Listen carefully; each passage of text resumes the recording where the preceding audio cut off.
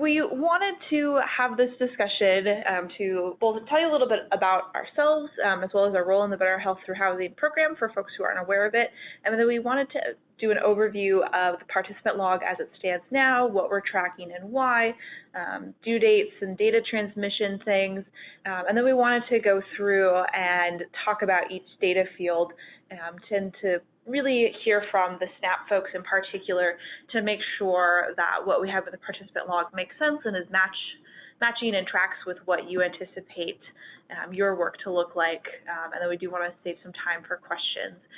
And so we're hoping that this is very much a discussion. And so please feel free to chime in if you have questions or if there's things that aren't making sense.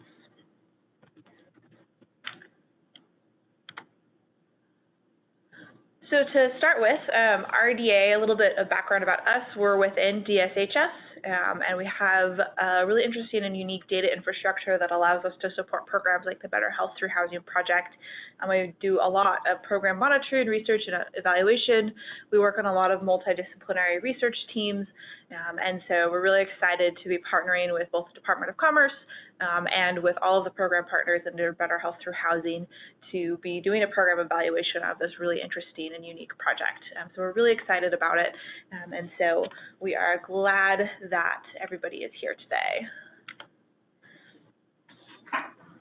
So, as some of you may or may not know, RDA is required by the budget proviso that authorizes this project to perform an evaluation of the program and to look at differences and changes over time in physical and behavioral health conditions, the housing status, healthcare utilization, and healthcare utilization costs, and changes in client outcomes for individuals who are enrolled in the Better Health Through Housing project.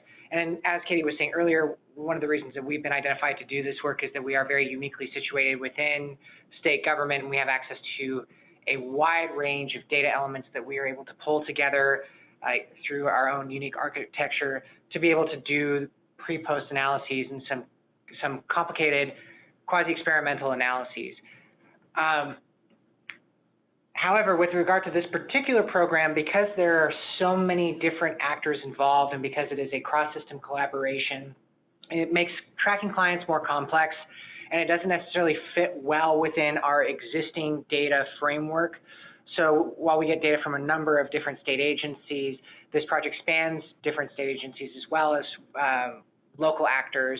And so we're asking you, as part of your work, to help us track clients in the program using the participant log that we're going to be reviewing today. And so this participant log has been provided to you all is to help support your operations, to give you a way of tracking clients, see what stage of the process they're in, and what else needs to be done, who needs to be contacted, those sorts of things. That also is to support commerce, to give them a sense of how many individuals are being served in a given month. And then it helps us because it provides us with a running record of the individuals who are enrolled in the program that we can then use to take back to the administrative data systems that we work with and link it back to that information to do the evaluation.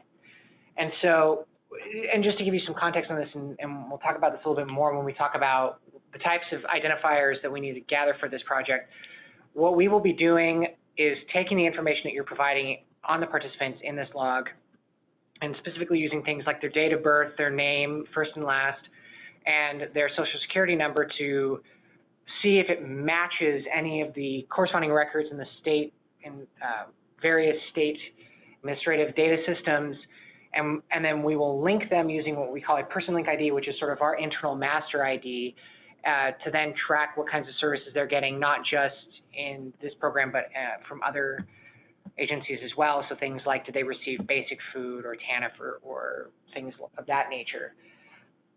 So that really kind of provides some context about why we're asking for this information and what the participant log is being used for in this project. And so when we talk about the participant log and who we're tracking, we are interested in tracking every client who comes into contact with a social worker for the program. And this will help us both identify those who are contacted and who actually end up ultimately receiving services through Better Health Through Housing, but it also allows us to know who was contacted but declined to participate in the program, which is a really important component of our evaluation design, and it helps us identify, who was contacted, who was not contacted, and who was contacted but declined. And so we've set up the participant log to be cumulative, and so it'd be row by row, gathering information on what we're calling an episode of engagement, which we'll talk more about shortly. And so this will have information like client identifiers that Taylor was talking about, some basic demographic information, program eligibility information, locus scores, and program milestones. And so all of these elements we've pulled from the intake forms or from the locus or for other elements of the program. And so we're hoping that this information lines up pretty well with what's already been discussed. But again, please let us know if there are things that are not connecting or they're not tracking with how you're planning to implement things. Now, as Katie noted, we're going to be tracking episodes of engagement in this participant log. And how we're defining episodes of engagement is that they are a single continuous program encounter with an individual or client. And what I mean by this is that it's when an individual comes into contact with you and they've indicated interest in the program and they have not exited or fallen out of contact with you, that would be considered an episode of engagement. An individual can have multiple episodes of engagement. If they come into the program, you talk to them, and they are maybe not eligible for permanent supportive housing at the time that you talk to them, and they exit the program, and 3 or 4 months later they come back in, you would not have one episode of engagement, you would have 2 discrete events. So 2 rows in the participant log.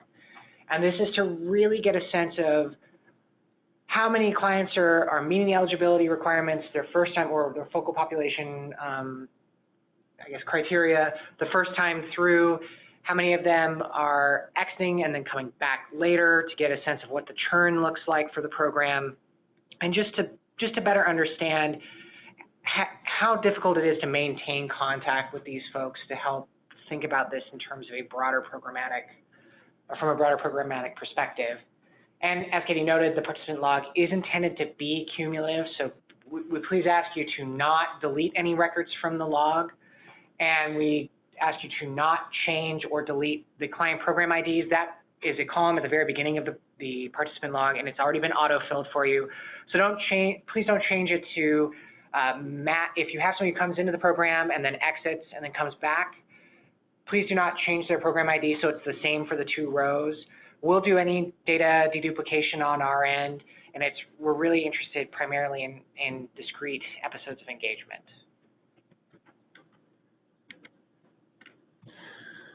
So right now we have the participants the logs as a monthly transmission, and every month, and we've put middle of the month, 15th of the month. We understand that's on weekends sometimes, and so there's business days before or after that. And so when we receive those files, as Taylor said, we'll do the deduplication, we'll process things, and we ask that any sort of data quality processes that you all might have internally are done prior to the log being submitted, and we'll set up a SFTP, a secure file transfer protocol. RDA can set one up, or SNAP or Spokane Housing Authority can set one up, either way. And we just ask as a reminder to not transmit any client information by any other means, like email. If there's conversations that need to be had about particular clients or data elements, we ask that you talk with us first before sending anything via email, and that's one of the reasons why, as you'll see, we added an anonymous program identifier, which will help us with any conversations that need to happen over email. Again, really emphasizing not transmitting any client information by email. Our information security people get really unhappy with us when that happens. So just to minimize paperwork for everybody. And so before we jump into the data entry part, I want to pause for any questions or comments that folks might have thus far.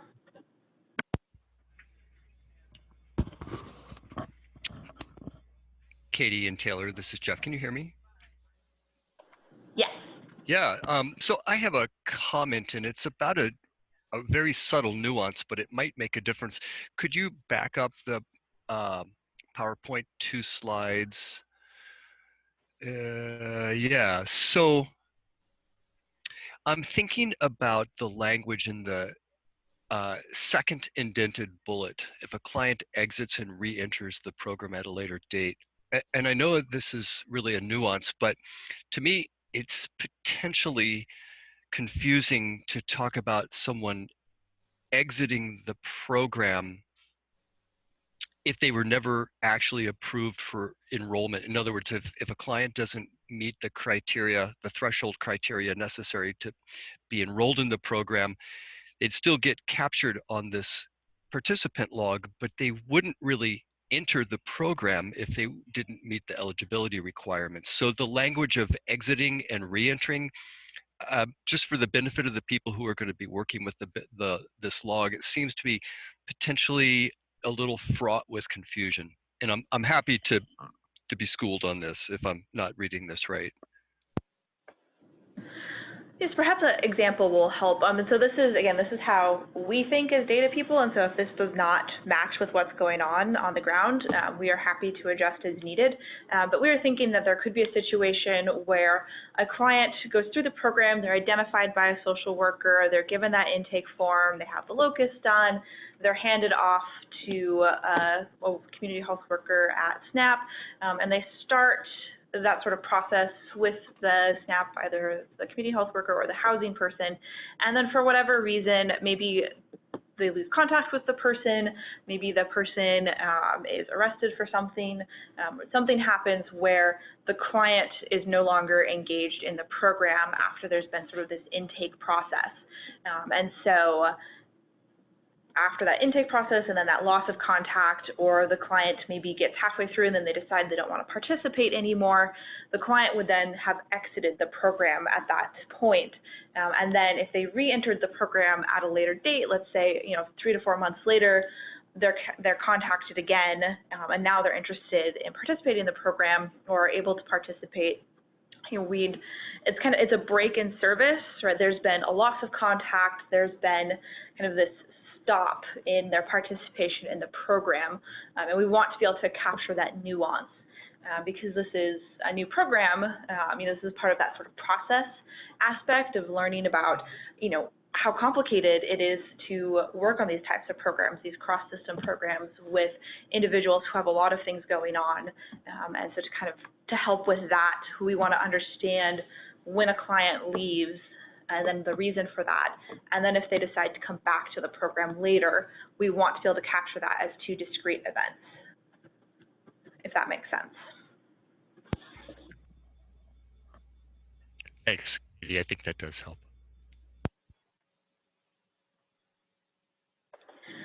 And on the same point, we don't have any concrete guidelines about what an exit is in terms of like if they haven't contacted or been in contact with somebody for X amount of time, and that's something that we would definitely like to get feedback with.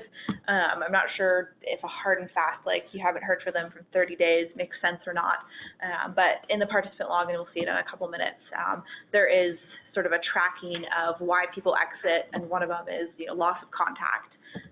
And so we're interested in hearing feedback either now or as the program develops and is implemented, what kind of the standard cadence is and what on the ground we see as a loss of contact.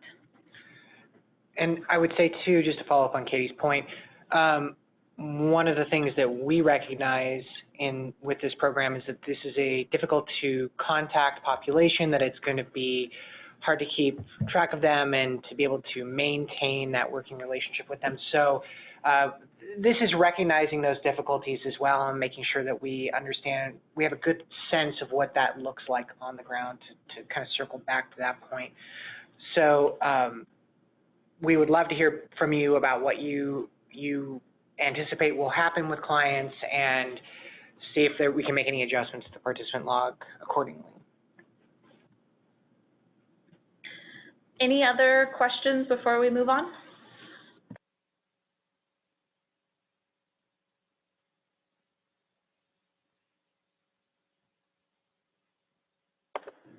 All right, hearing none, again, we'll send a participant log out after the presentation, and the participant log will have two tabs visible. One is a cover page, which has a detailed data dictionary and includes the different valid responses for a given column. And then there's a participant log data entry sheet, and that has some embedded validation and formatting to help kind of minimize any, putting information into the wrong column. And so we'll send that out, but we have screenshots. So as you can see here, the first one, so we'll go through what it looks like. We'll go through each one, and again, please interrupt or let us know if things don't make sense, or if you think this is inconsistent with what you were planning, with what data you were planning to gather. So first, that program ID, remember that's the previously entered program ID, different ID for each row. That column has been locked, so I don't think so it shouldn't be changeable. And then getting demographic information, last name, first name, middle initial. We ask that you use full legal first and last name if possible. That helps with our matching process. The middle initial, and if there's other names used, like an alias or a different last name that tends to be used, that can be very helpful for us. And we do ask not to insert any commas or other extra characters into the fields. That'll help minimize the amount of data cleaning that'll have to happen on our end, so we would very much appreciate that. And in the next two columns, we're asking for date of birth and social security number. So in the date of birth field, we'll ask you to enter the date of birth for the client in the standard date format. And we ask you please check the date of birth for accuracy as well as the name information, because this is so critical to the matching process that we use. And if an inaccurate date of birth gets provided, it may lead to inaccurate or incorrect administrative data linkages. To give you a very concrete example, if we have two individuals with the exact same name, which is common in administrative data, especially with names like, well, pick on kind of, one is John Smith, right? The only way we'll be able to distinguish between the John Smiths is to use tiebreaker information, like using things like middle initial, or their date of birth, or their social security number. If we are lacking that information, we will not be able to distinguish, and we could potentially link a John Smith in the program to somebody else in the state who's not even affiliated with BHH. So we want to make sure that we're connecting to the right people in the right program. And we understand that individuals may refuse to provide their social security number, and if they do refuse to provide their SSN, please leave the field blank. We want to respect their privacy. If they do provide their last 4 digits of their SSN, please enter that information into this column.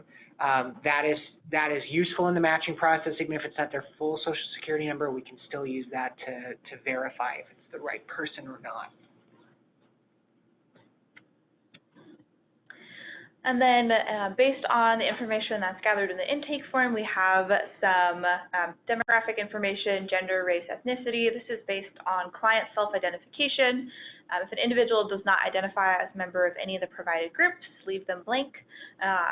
There's a drop-down menu, so you won't be able to type any values into the field.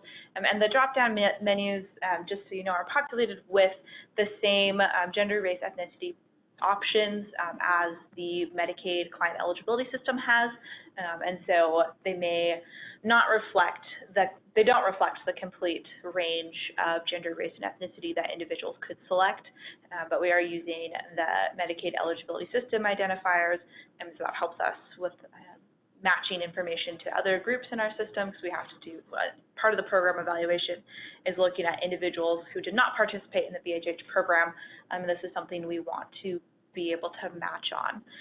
So again, based on client self-identification, and if there's no information provided, leave the field blank.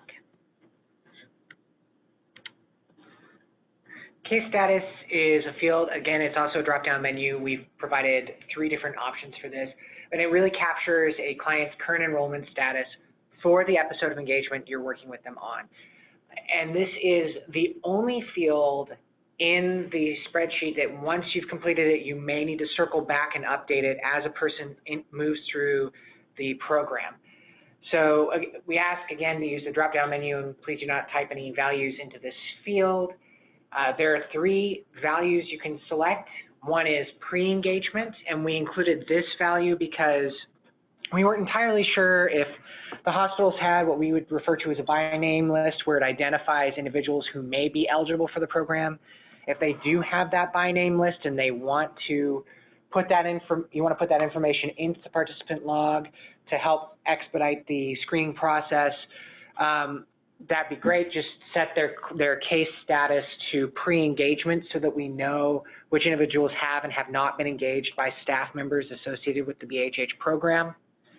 And so this is one where we've seen, this is something that we've drawn from other participant logs that we've been involved with processing, and that sometimes there are people where you know or you think they'll be eligible, but they haven't yet come in contact with that with the BHH social worker, but you still want to track them and keep them in the participant log, but they haven't formally engaged. And so we added this. We don't know how often it will be used, but we wanted to have it as an option to again, capture that nuance between, yes, we're pretty sure they'll be eligible, but we haven't contacted them yet, and we've started contacting them. We've opened an episode of engagement. Yep. Yeah, and to highlight that point, I mean, what we want when an individual is contacted, when they have initiated contact with a social worker in the emergency department, then their case status would be set to open for that episode of engagement. So as long as they're continuing to engage the BHH team and they're continuing to move through the program, their status would remain open. Once they hit a natural stopping point, whether it's that you can no longer contact them or that they have left or they have potentially died or they have been housed and they no longer need supportive services, then we would ask that you go back to this case status field and change that episode of engagement to closed. And again, this is the only field that would be systematically updated as the client progresses through the program. Otherwise, it'll just be one intake for the episode of engagement, and you'll progress through the participant log as the client progresses through the program. So the next section has some yes/nos for the 3 target population criteria. So whether or not the individual meets the emergency department criteria, whether or not they have a substance use disorder, mental health disorder, co-occurring condition, or chronic condition, and whether or not they're chronically homeless. And again, this is just a yes or no. We're not asking for any detailed information, but this will also help us track how many people were in contact with the program who actually met all 3 target population criteria, and again, drop down yes or no for each of the fields. And just to make sure that we highlight this when we say chronically homeless in this case, it does refer to the HUD definition. So let's keep that in mind. With regard to when we have individuals who are starting to participate, we ask that you fill in their program participation information on this episode of engagement. So this is going to detail when the program episode or the episode of engagement began and where it began.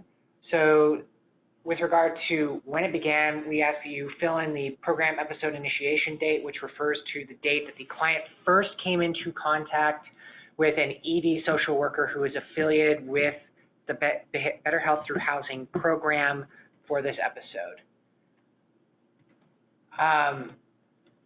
We ask that you do not report information on prior contact with the client outside of the BHH program or information from prior episodes of engagement.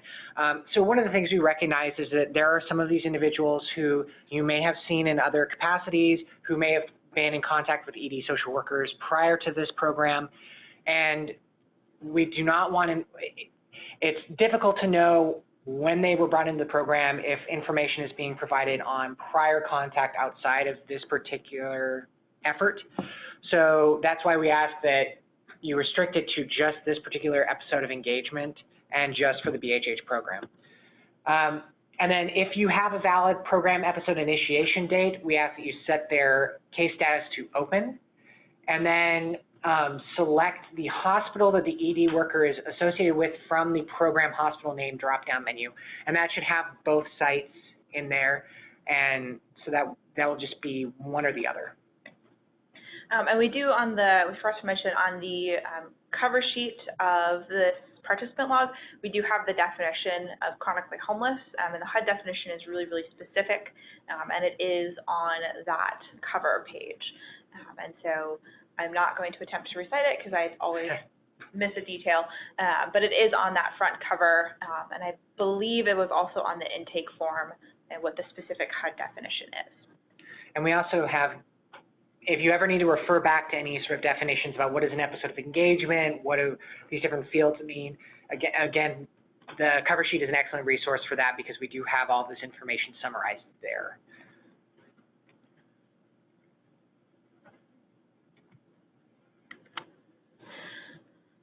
And so as we talked about, as the program episode comes to an end, as the client exits the BHH program for that particular episode of engagement, we ask that end date, and we recognize the end date might be an approximate date if it's not a concrete, like they declined participation or something like that. And we ask that you put the program episode end date in there, and that would trigger setting a case status to close. We would also like to understand the reason that the episode of engagement ended. And so there's a drop-down menu where we've populated several different reasons that we could think of, and we recognize that there might be multiple reasons that a client stopped participating. We ask that you select the primary reason, and so this could be things like, can no longer contact, a participant passed away, the participant declined to participate. Hopefully a lot of them will have the primary reason as they have housing, and so they no longer need some of the services. And so we've generated a list. Again, the full list is on the cover page. And if there are any reasons that we missed, please let us know, and we would be happy to add them.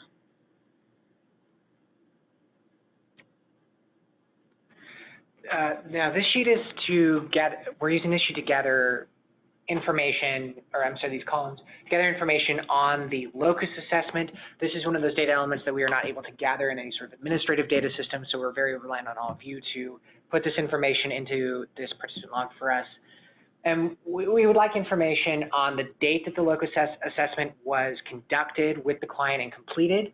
And then if you could provide their section sub-scores under their respective columns, that would be helpful for us because we can see what types of clients we're pulling in and what are their various, what are the various challenges that they're facing and what difficulties they may have.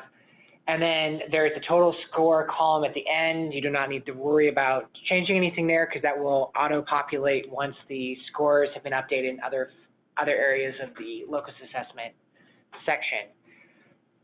And this is really to help us identify, as I said, what's going on with these clients, but then also if there are individuals who decline to participate, we can use this information to learn more about those who did not participate or how many individuals did not meet the locus criteria to be eligible for the program, because we do know that there is a very specific range of scores that make an individual eligible for the program.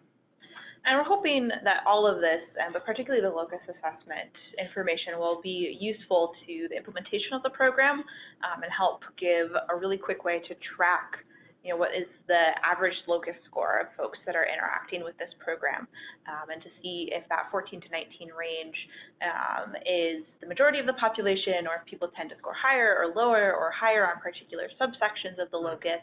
And so we hope it's informative for us from an evaluation standpoint, but we also hope that this tracking is useful for the implementation of the program.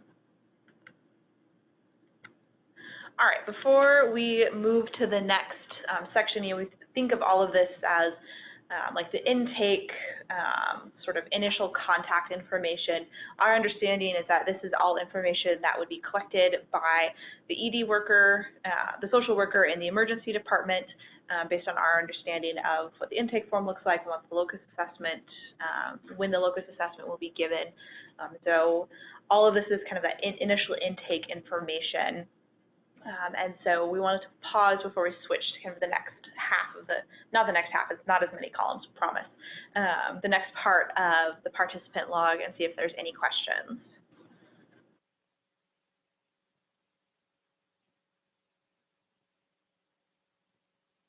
Katie, this is Jeff again. At what point would you consider somebody exited from the program? Is it the attainment of permanent housing and then subsequent exit from that housing? What exactly is the trigger for exiting for someone who goes through the whole housing progression from homeless to bridge housing to permanent housing?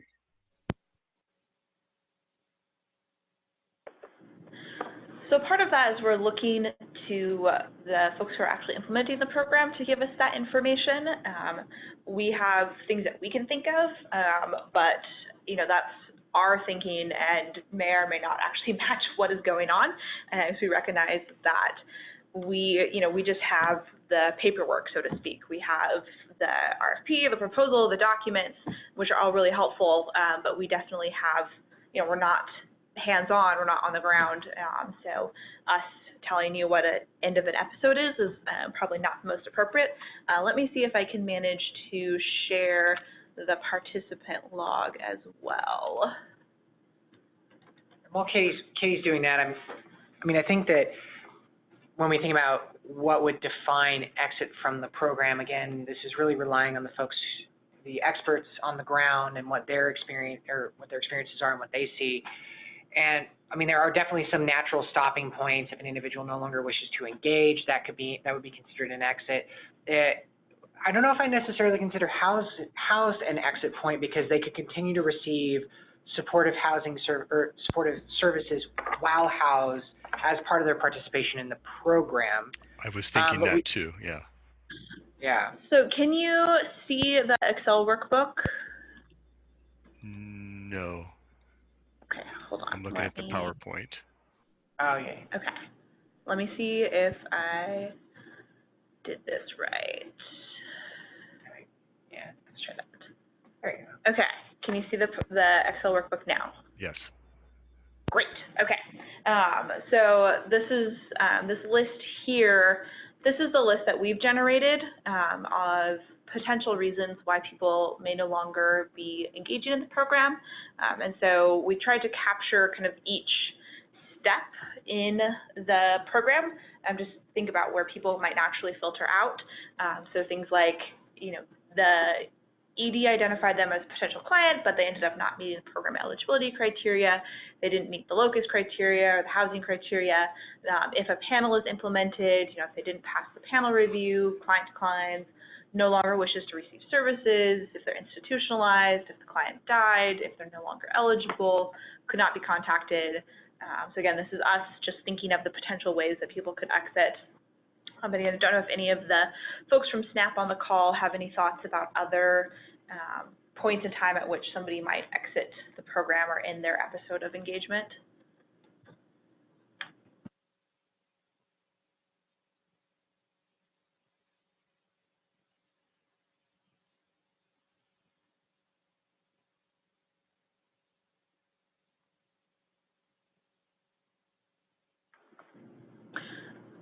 All right, we're not hearing any comments, and again, kind of putting you on the spot, but you don't have to provide an answer now, but as the program is implemented, if there are other reasons why people are filtering out, we would want all of this updated,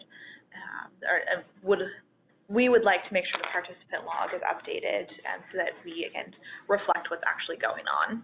Yeah, and what we were trying to capture with this particular field were the common reasons that we could anticipate somebody exiting. So as Katie noted, there are potentially a lot of other reasons an individual may leave the program, but these are the ones we thought would be the most commonly occurring that would be of interest also to external stakeholders. Yeah.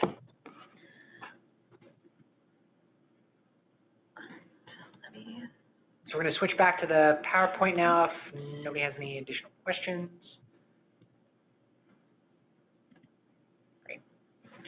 All right, and just to kind of check how folks are doing, we still have everybody right on the call from SNAP and BHT. I want to make sure I didn't accidentally end something while I'm switching between programs. No, we're still here. Okay, good. Great. Also wanted to make sure we hadn't put everybody to sleep yet, because we know that data entry is so much fun for everybody. So thank you for listening to our long-winded explanations of the participant log. So again, kind of separated this into 2 sections, and because I designed it, I color-coded it, because if you keep working with me, you will understand that I like to color-code everything. And so this is the connection to housing section, and so you see this as the transition from the emergency department social worker to the connection with SNAP, and moving forward in the program, that connection to housing. And so we want to capture that handoff, the date of the referral from the ED social worker, and then the date when the SNAP person is able to first contact the participant. And we recognize that in an ideal world, these should be pretty close together, but that might not be what actually happens, and particularly given the difficulty of contacting some of these folks, or a referral occurred on the weekend or something like that. And so we have 2 separate columns: the date that a client was referred to SNAP by the ED social worker, which would be the date of referral column, and then the date of the first contact with the client by the SCHW. And again, both of these dates should be reported for the particular episode of engagement. And again, we do ask that you not report on any prior contacts, again, recognizing they may have come into contact with SNAP beforehand. We really want to concentrate on the interactions within the Better Health Through Housing program. And we would ask with these 2 particular columns that it would be great if the data were as accurate as possible, because I do think one of the pressing questions, as Katie pointed out, is how long does it take to connect an individual in this warm handoff process to somebody at SNAP, because I think that would maybe point to potential improvements later on, or we might find that we do really well in this particular area. But it's an empirical question that it would be great to have the data to be able to answer. And because this is a pilot program, and this is relatively new, getting this connection, this system up and running from the emergency department to social services. And so, if we find that there is a pretty big gap between the time that a referral is made and the first contact, that's not a bad thing. It's a statement about how the program works and how complicated this process is. And so we really want to emphasize wanting those accurate dates, so that, if there are unrealistic expectations from outside stakeholders, this is something where we can say, hey, these folks are hard to contact, or this new connection between the healthcare system and the social service system is difficult. We want to be able to support you and to support the conversations that you all might be having with external stakeholders to kind of reset any expectations as needed.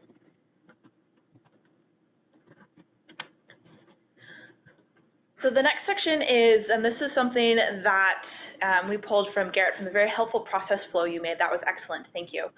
This assessment of the initial housing option chosen, and this was something that I really thank you all for thinking of, because we hadn't originally considered this, of thinking what the initial housing option is that the client selected.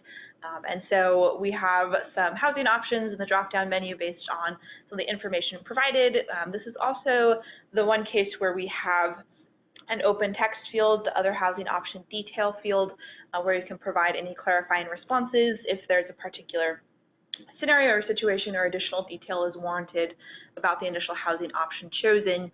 And if a client starts staying in a bridge housing unit, we do have a bridge start date selected. Again, initial housing options, and this is the one that has the open text, and then if they decide to stay in bridge, the start date for when they're staying in the bridge housing unit. And with the other housing option detail, we would just have to make sure that double check that the value that you're going to be entering in this column is not reflected in that drop-down menu. And this is really just a data cleanup sort of thing. It makes it easier for us to be able to summarize the information if we have consistent responses. So, and I've encountered, this was sort of a product of my brain, I've encountered situations where individuals have in a very well-meaning way entered data into a text string saying, oh, the person was in this, and they actually had that option in the drop-down menu. So just double check that, that'd be great. There aren't that many options anyway, so it will be pretty easy to figure out. This information so while the previous set of columns reflect what we think the community health worker is going to be doing in contacting the client, In this portion of the log, we're going to be focusing on the SNAP housing specialist and what you'll be doing. So we have information on, or we'd like to gather information on the date of the handoff to the SNAP housing specialist. So this is the date that the individual has their initial interaction with the housing specialist. For this particular episode of engagement, we assume that this is probably going to be very similar to or the same day as the first contact with the community health worker, but we recognize that there may be some differences there. And then we have Hmis Id. I would like to stress that while it would be useful to have information on their Hmis Id because we can connect them back to the services that they are receiving through HMIS and what prior services they have received, if the client does not provide their consent to have their identifying information entered into Hmis, we ask you to please not enter their Hmis ID into this column. We really want to respect their desire to be anonymous, and so we don't want, because we have identifying information at the beginning of the sheet, we don't want to have their Hmis ID unless they've consented to provide that information. As with all the other data information in the spreadsheet, the date of handoff to the SNAP housing specialist is restricted to contact through the BHH program for this episode of engagement. It is not, again, we recognize that you may have had prior contact with this individual somewhere else, but we're really just interested in their BHH program engagement at this point.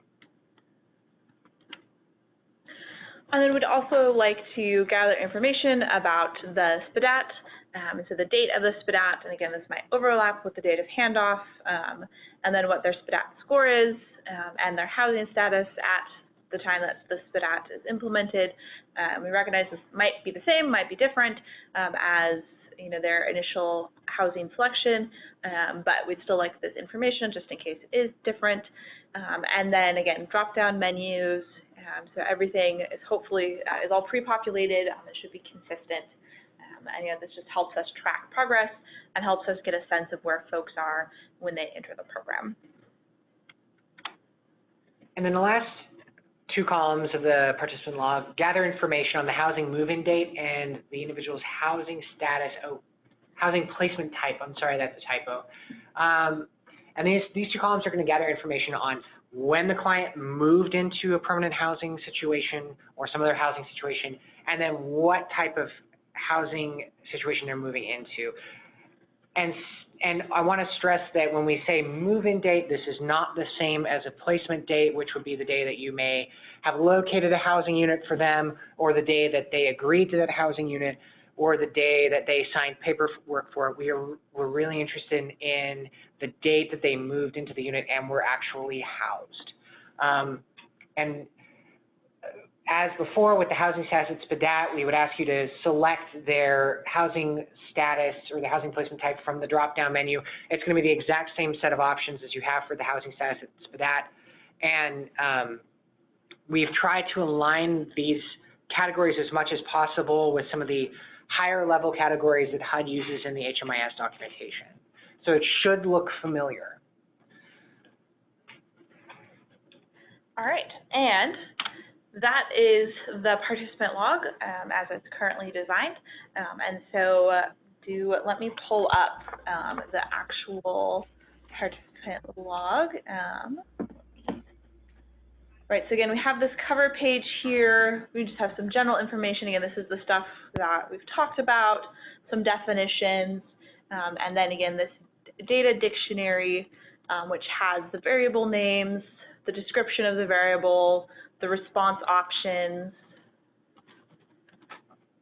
and if it's non-text response options should all have validation fields, so either drop down or particular formatting, just so everything is consistent. And so everything is already populated in here, so we're hoping that that helps with consistency across folks. And again, if there's anything that doesn't make sense, or if there's other options that need to be added to any of the drop-down menus, definitely let us know, and we're happy to put those in. So again, this looks exactly like, this is the actual participant log with the data validation in it. We took screenshots for the presentation, so everything should look consistent.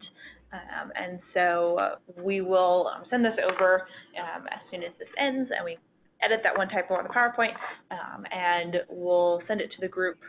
But we'd like to pause and see if anybody has any questions.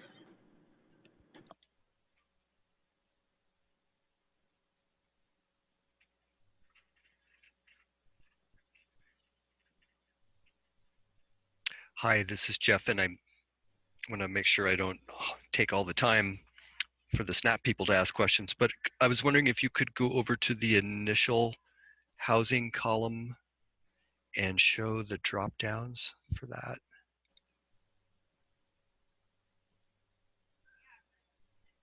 What if their initial housing option is permanent housing?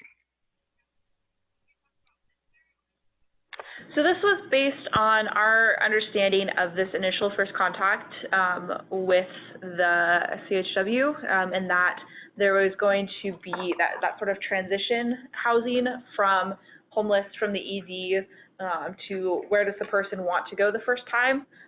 Like, you know, are we putting you in bridge housing? Do you want to go to a warming shelter? Would you rather be unsheltered?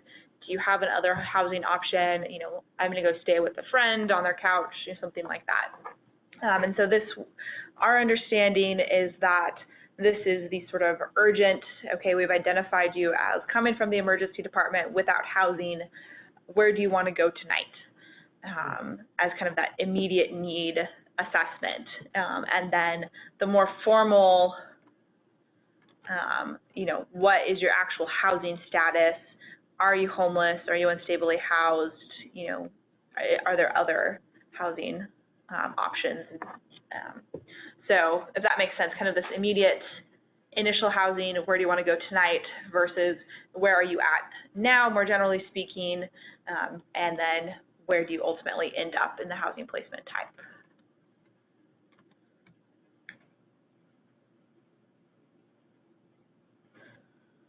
Oh, and a question from Garrett, if it's a hotel, are we choosing bridge housing under the option? That is a good question.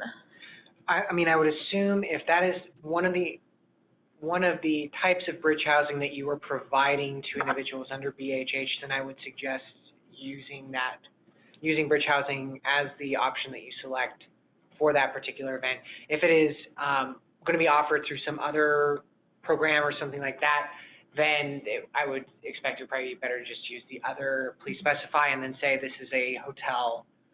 They're saying a hotel for this time being.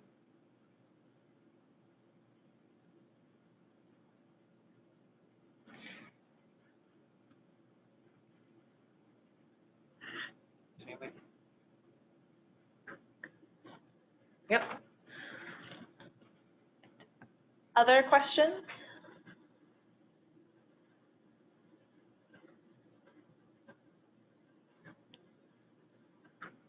I have a question for the staff folks. Do the columns that we've provided seem reasonable? Does this information seem useful for you operationally? And do you see anything at this point that we could update to maybe help streamline this process or make it more useful for you?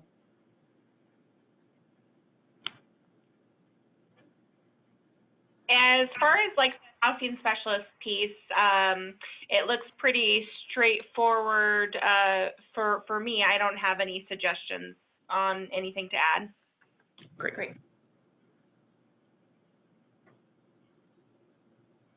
What about the community health worker? Oh, great, thank you. All right, yeah, so we tried to align everything as much as possible, and so we're hoping that it does align. And again, as the program is implemented, if things need to be adjusted, we understand that it's great to plan, but it never really ends up quite the way you planned it once it actually is implemented. So if there's things that need to be adjusted, please let us know. We have no strong feelings about the precise format of this document. So if there are things that are not working for you, please let us know. We'd much rather make changes on our end than have you working with something that adds a lot of work to your day. And again, we want to say upfront, we really appreciate and understand the amount of work that goes into maintaining a participant log. And so we're very grateful that you all are taking that on. And we really do appreciate your attention to detail and really focusing on getting us good information because that helps us provide a strong evaluation and helps us tell a story to external stakeholders, legislators, about the strength of this program, as well as being honest about difficulties and thinking about program implementation. And I think that too, I mean, whatever information we're gathering here will be helpful for other sites if, hoping that BHH becomes something that we can roll out more broadly across the state.